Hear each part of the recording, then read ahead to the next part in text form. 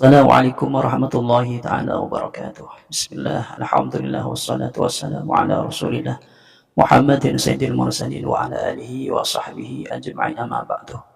Ikhwanan dan muslimin yang dimuliakan Allah, pada kesempatan kali ini kita akan menyaksikan salah satu video dari Ustadz Wahabi yang menjelaskan semua firqah yang ada di Indonesia itu sesat, dan mengatakan bahwasanya yang tidak meyakini Allah Subhanahu wa taala itu berada di atas langit, ya berarti firqah yang sesat.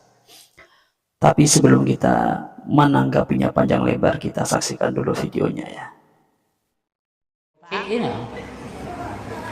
Itu, jadi inilah barangkali yang dapat saya sampaikan sama Bapak semuanya, sejarah mujahidin secara singkat, sejarah dakwah salaf secara singkat, sejarah salafiyin secara singkat, karena semuanya kita berjalan di atas sunnatullah Al-Quran dan sunnah Nabi Allah Subhanahu wa ta'ala, yaitu Rasulullah Sallallahu Alaihi Wasallam.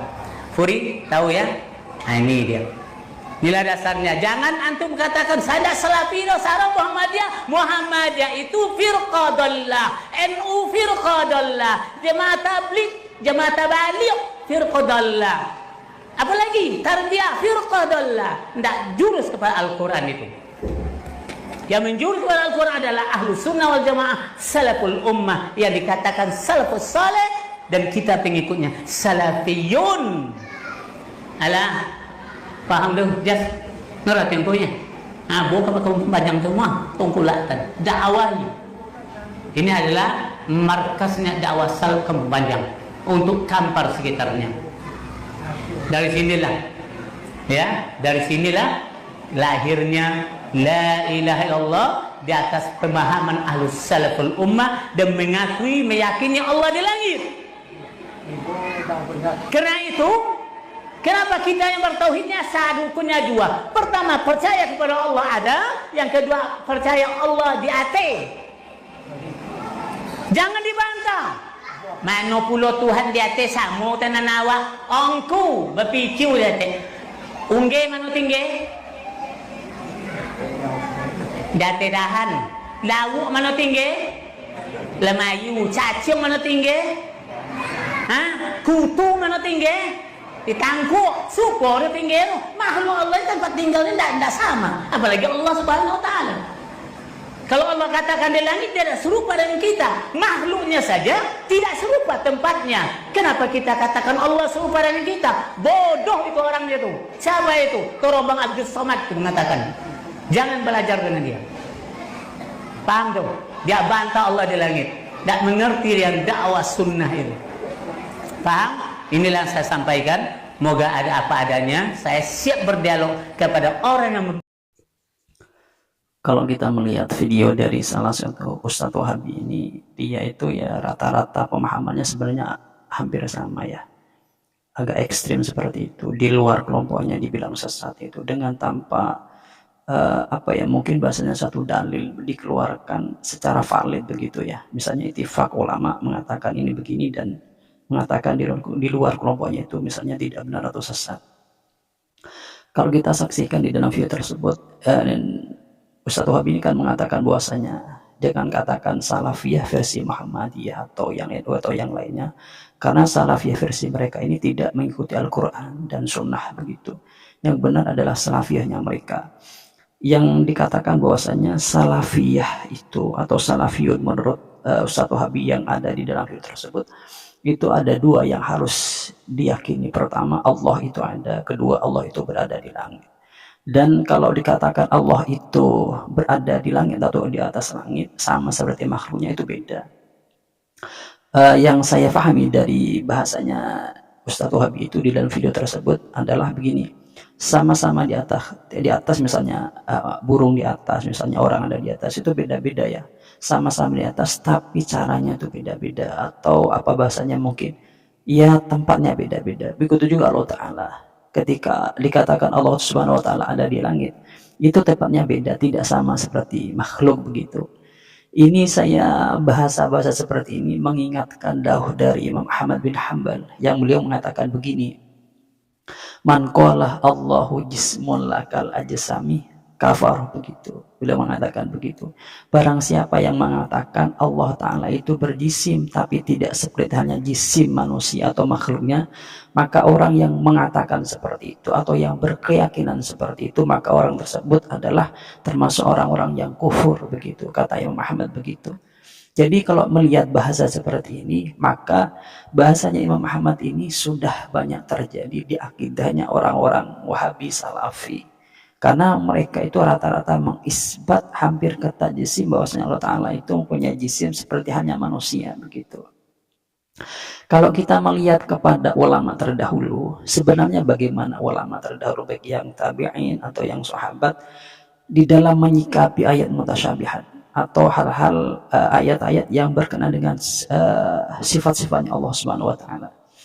Kalau kita lihat tentang masalah pendapat ulama salaf baik yang sahabat atau tabi'in, kalau kita runut dari beberapa referensi, itu memang ada perbedaan ulama. Ada yang mengatakan itu adalah tafwid atau berkeyakinan tafwid para ulama itu, yang ulama salaf ya. Tafwid itu nanti isbat bila tajsim, bahasanya begitu. Kalau kita bahasakan kita sekarang itu no comment atau menyerahkan makna ini terhadap Allah Subhanahu wa taala. Allah Taala mengatakan A misalnya, kita tidak maknai A ini seperti pemikiran kita. Maknai A ini seperti maknanya Allah Subhanahu wa taala. Kemudian kedua berkeyakinan takwil. Lah, yang takwil ini nanti mentakwil, tidak memaknai makna lafaz ini pada makna lafaznya, tapi pada makna yang berbeda begitu.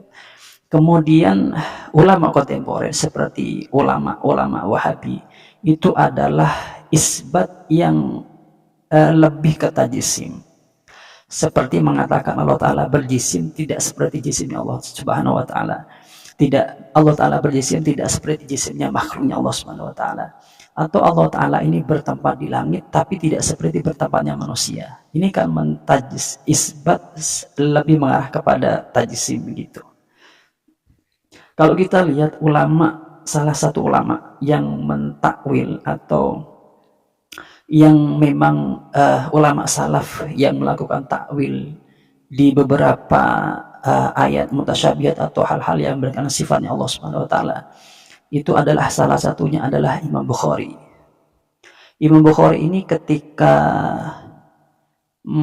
menyinggung lafaz atau ayat ya, ayat di surat Al-Qasas, gak keliru ya, yaitu di ayat kullu syai'in halikun illa wajhahu.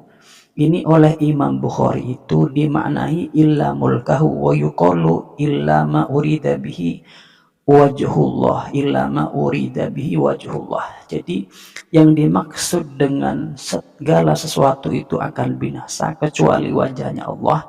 Yang dimaksud dengan wajah di sana bukan wajahnya Allah, tapi kerajaan Allah Subhanahu wa taala.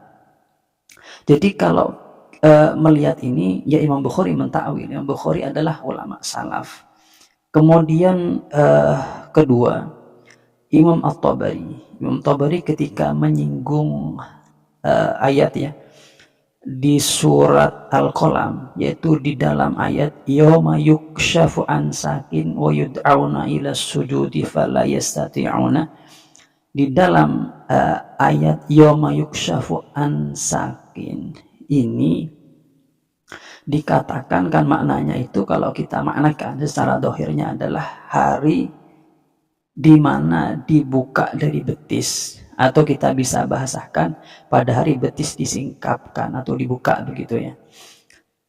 Makna ini kalau menurut Imam At-Tabari itu beliau mengutip pendapat ulama yang seperti makalahnya beliau begini, qala jama'atun minas sahabati wa tabi'inah min ahli ta'wili yabdu an amrin syadidin. Jadi yang dimaksud yauma yukshaf an sakin itu bukan makna secara dohirnya atau makna secara lafalnya, tapi maknanya itu secara ta'wilnya. Apa maknanya? Yabdu an amrin syadidin, yang maknanya itu adalah nampak perkara yang sulit. Nanti Allah Ta'ala itu tampakkan dari perkara yang sulit begitu, atau nampak perkara yang sulit. Sekelompok sahabat tabi'in dan ahli tafsir mengatakan bahwa maksudnya adalah nampak perkara yang sulit begitu.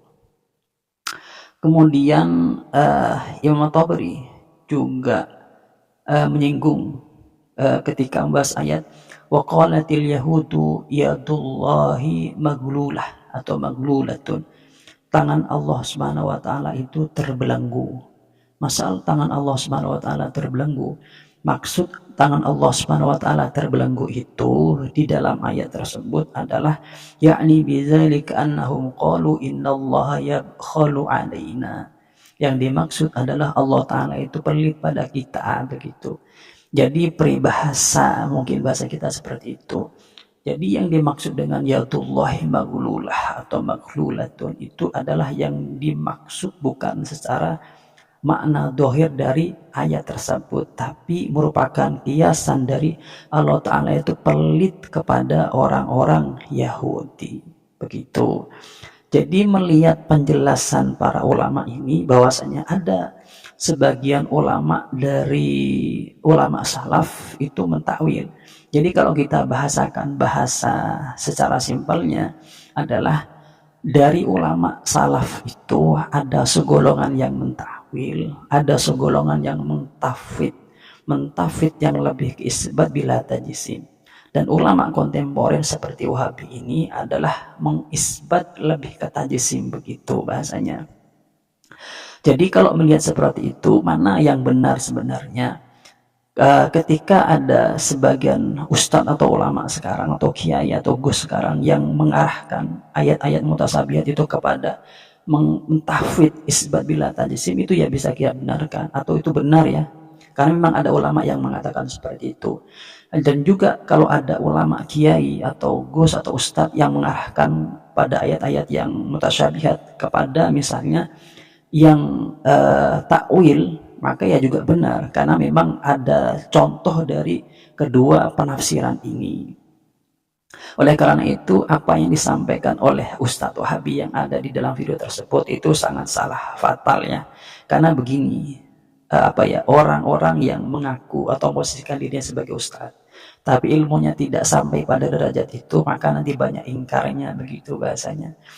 Dan video tadi itu kan meresahkan, menurut pandangan saya meresahkan. Dan ini luput dari pandangan dari ustadz-ustadz Wahabi yang lainnya atau youtuber-youtuber Wahabi. Contohlah Heri Pras yang sangat getol atau gencar sekali menanggapi hal-hal yang dikatanya tidak sesuai dengan Al-Quran dan As-Sunnah. Tapi dari ustadz Wahabi tadi di dalam video tersebut itu luput dari pandangan Heri Pras ya. Ya mungkin dengan adanya video yang saya sampaikan atau kritikan atau reaction saya ini bisa nanti oleh Heri Pras ditanggapi juga video dari Ustadz Wahabi tersebut. Mungkin itu yang dapat kami sampaikan dari kami, kurang lebihnya. Assalamualaikum warahmatullahi wabarakatuh.